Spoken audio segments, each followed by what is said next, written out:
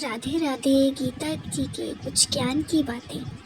कृष्ण जी कहते हैं, सुख एवं आनंद मनुष्य के भीतर ही निवास करते हैं, परंतु मनुष्य उसे स्त्री में, घर में और बाहरी सुख प्राप्ति के लिए ढूंढ रहा है।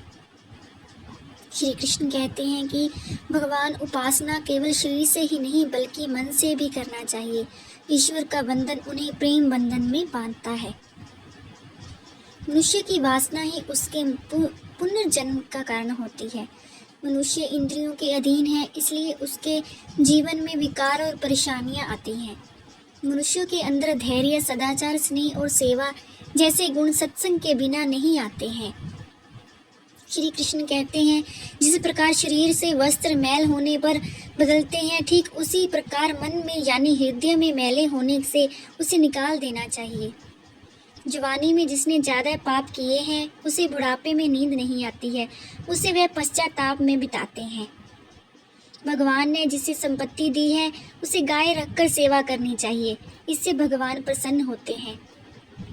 जुआ, मंदिरापान, परस्त्री गमन, अनैतिक संबंध, हिंसा, असत्य, मद, आस्कित और निर्दयता, इन सब में कलयुग का वास है, इसलिए इसका और एक नाम है घोर कलयुग।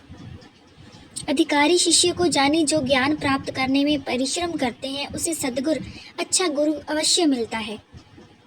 भगवान श्री कृष्ण कहते हैं कि मनुष्य को अपने हृदय को बार बार समझने की कोशिश करनी चाहिए। ईश्वर के सिवाय उसका कोई नहीं है। साथ ही ये विचार करना चाहिए कि उसका कोई नहीं है इस ब्रह्मांड में भी जो उसका साथ देगा। भोग में क्षण भर के लिए सुख प्राप्त होता है, साथ ही त्याग में स्थायी आनंद है। श्री कृष्ण कहते हैं कि सत्संग ईश्वर की कृपा से मिलता है, परंतु कुसंगति में पड़ना मनुष्य के अपने ही विचारों के कारण होता है। लोभ और मोह माया, किसी से अधिक लगाव पाप के माता पिता कहे जाते हैं, साथ ही लोभ पाप का बाप ही है।